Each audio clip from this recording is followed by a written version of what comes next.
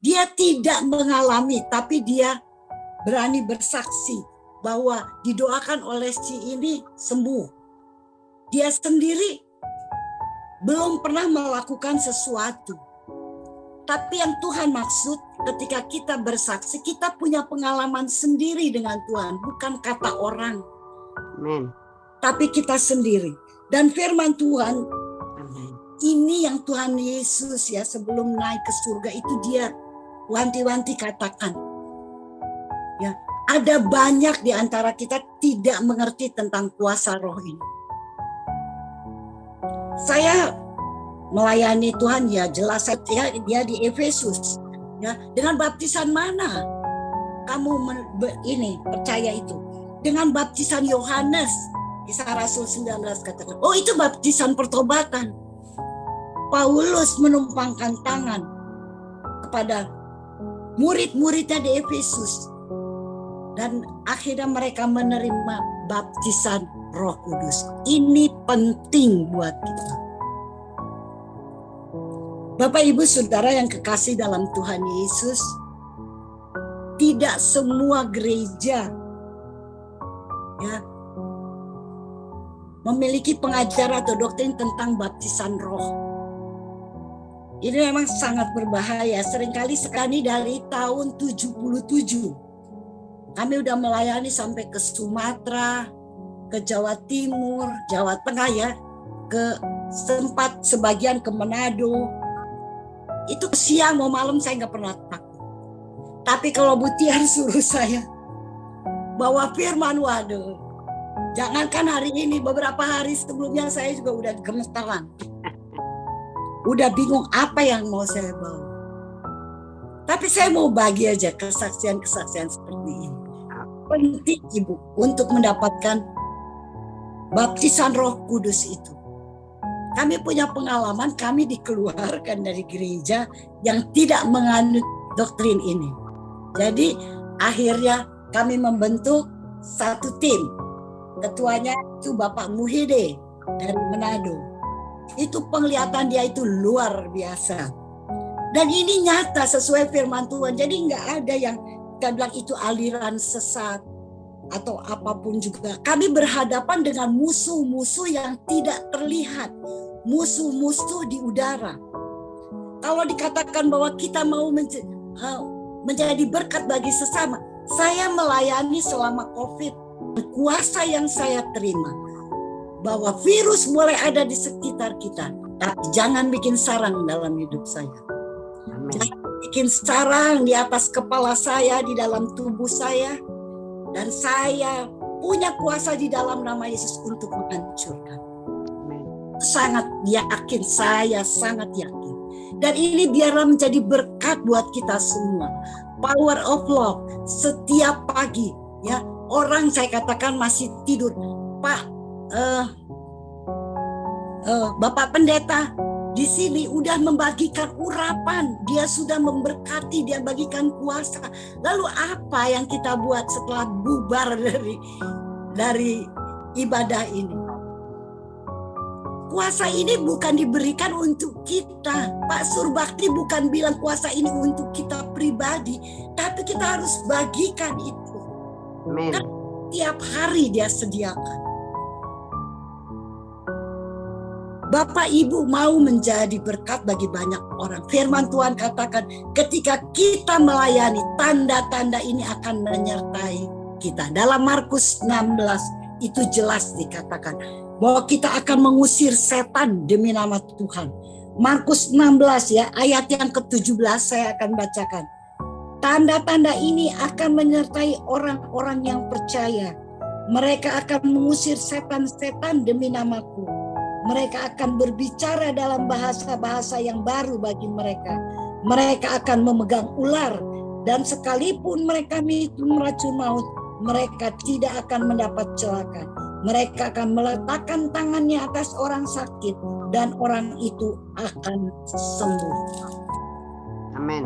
Tanda-tanda orang percaya. Kita harus mempertanggungjawabkan ini semua kalau kita katakan kita orang percaya. Setiap pagi ya Pak Surbakti udah juga cukup kali ya umurnya. Tapi dia rela bangun pagi untuk kita keluarga besar Power of Love. Dia siap untuk menjadi berkat. Amin. Dia mengurapi kita, dia membagi kuasanya untuk kita. Ayo kita berperang. Sepanjang nafas hidup kita masih ada, kita akan berperang. Musuh terbesar adalah diri kita sendiri. Seringkali kita melihatnya jauh. Setan aja seringkali bilang, kok salahin saya? Iya. Padahal diri kita sendiri yang terbesar itu adanya di dalam diri kita, bukan di luar. Bagaimana kita harus berperang tiap hari untuk mengalahkan. 1 Petrus 2 ayat 11 katakan bahwa keinginan daging dia berjuang melawan jiwa. Itu luar biasa keinginan-keinginan daging itu. Jadi di sini kita diingatkan bahwa Daud memerintahkan jiwanya. Kita pun saat menerima firman, perintahkan jiwa kita tunduk kepada roh. Karena jiwa ini kalau nggak diperintahkan, akhirnya keinginan daging yang diikuti. Jiwa tidak kuat untuk berdiri sendiri. Berulang-ulang ya, itu Daud katakan, mengapa engkau gelisah? Hai jiwaku, pujilah Tuhan. Saya pagi kalau bangun saya katakan, hai jiwaku, pujilah Tuhan. Hai jiwaku, setiap pagi saya katakan, berperanglah bersamaku, lakukan kehendak Bapa. Ini yang terpenting dalam kehidupan kita, Bapak Ibu Saudara. Sampai akhir hidup kita tidak punya waktu untuk berleha-leha, enggak. Kita punya tugas, ya. Orang sering katakan udah capek kalau diajak persekutuan. Kerja dari pagi sampai sore. Mau beristirahat waktu untuk keluarga. Cari uang. Ada teman saya itu cari uang dari pagi sampai pagi lagi. Nggak kaya-kaya tuh. Karena firman Tuhan yang Tuhan suruh, carilah kerajaan Allah terlebih dulu. Maka segalanya nanti Tuhan tambahkan. Ketika kita mencari kerajaan Allah, Tuhan bertanggung jawab atas segala kebutuhan kita. Tuhan udah sediakan kok masa depan buat kita. Rancanganmu bukan rancanganku, Tuhan bilang. Masa depanmu, aku tahu tentang masa depanmu. Dalam Yeremia 29 itu ya, ayat 11 dikatakan. Lalu orang tua katakan kepada anak-anak, kejarlah cita-citamu setinggi langit. Banyak yang kecewa karena rancangan Tuhan berbeda dengan rancangan manusia. Banyak berdoa, tanya Tuhan, apakah kita memang sudah di jalan yang benar. Hidup ini seringkali kita dihadapkan dengan pilihan-pilihan. Tetapi prinsip kita, Tuhan sudah memberkati kita setiap pagi. Tuhan mengurapi kita, Tuhan memberikan kita kuasa, Tuhan mau kita menjadi saksinya. Tanya Pak Surbakti, kepengen gak tuh Power of Love terjun dalam pelayanan? Apa Pak Surbakti bagi-bagi kuasa, masa bodoh mau dipakai apa enggak, terserah.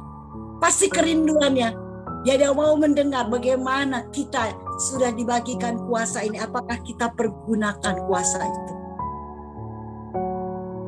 Dan dunia menunggu yang namanya anak-anak Tuhan, katanya di dalam nama Tuhan Yesus bertekuk lutut segala kuasa. Dunia mau lihat benar apa enggak. Banyak orang Kristen cuma ngomong doang. Saya mengajar anak-anak saya ya, bahwa kalau ada yang sakit, tanyakan apa yang sakit, tumpangkan tangan di situ. Dan bukan kita kok yang berdoa. Ada orang katakan, tuh Grace didoain sama lu gak sembuh. Emangnya saya berdoa dalam nama Grace? Saya berdoa dalam nama Tuhan Yesus. Kalau gak sembuh, dia bertanggung jawab. Tuhan sangat bertanggung jawab atas firman. yang harusnya kita lakukan sebagai anak-anak Tuhan.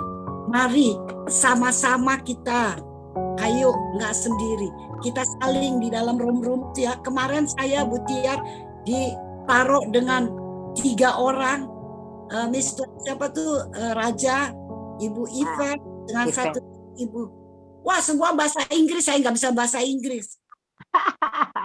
Jadi saya hanya mengerti tapi tidak bisa bicara. Jadi saya jadi pendengar di situ. Luar biasa. Jadi saya bilang, aduh Tuhan, saya hari ini saya benar-benar kayak orang kena strap ya. Semua bertiga mereka berbicara dalam bahasa Inggris. Saya mengerti tapi saya tidak bisa berbicara. Jadi dengar.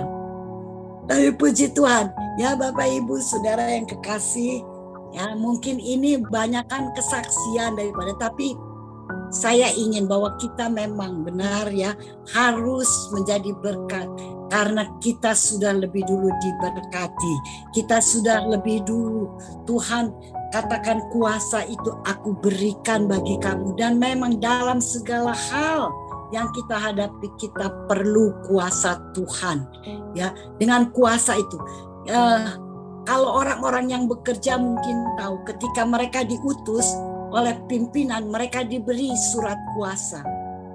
Selama surat kuasa itu berlaku, pimpinan tidak boleh ikut campur. Begitu juga dengan Tuhan Yesus. Tuhan Yesus sudah beri kuasa buat kita, lakukan. Jangan lagi kita menghadapi orang sakit lalu kita berteriak, Tuhan tolong jamah orang ini. Tuhan bilang, oi, kuasanya udah saya beri sama kamu, lakukan demi namaku. Tapi tangan kita yang harus kita tumpangkan. Ada orang yang bermasalah atau apa, kita katakan, Tuhan Yesus jawaban bagimu.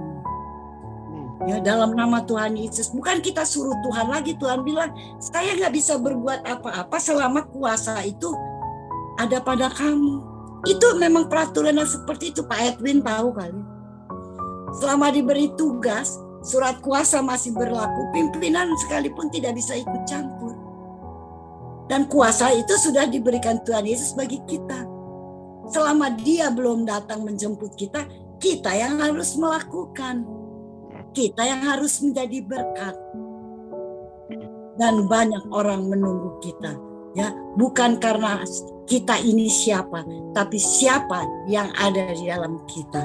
Siapa yang mengutus kita. Dengan kuasa siapa kita berbicara. Katakan, jangan pelan-pelan. Ketika kita berdoa di dalam nama Yesus. Kamu gak sembuh, tanya sendiri. Ada apa? Kalau saya atas nama saya, ya boleh minta tanggung jawab sama saya. Ini kan kita berdoa dalam nama Tuhan Yesus, kita hanya alat. Saya kembalikan semua ke dalam tangan Tuhan. Mari kita semua, family, keluarga besar, power of love. Kita dibagikan kuasa yang sama setiap pagi. Ya, apapun yang mau menghalangi kita, di dalam nama Yesus, itu pasti tersingkir. Saya nggak pernah takut. Saya nggak pernah takut siapapun dia. Ada orang melayani. Siapa nama kamu? Ngapain nanya-nanya namanya? Kalau orang kesurupan, dari mana kamu? Buat apa ditanya? Siapapun yang mengganggu dalam nama Yesus, keluar.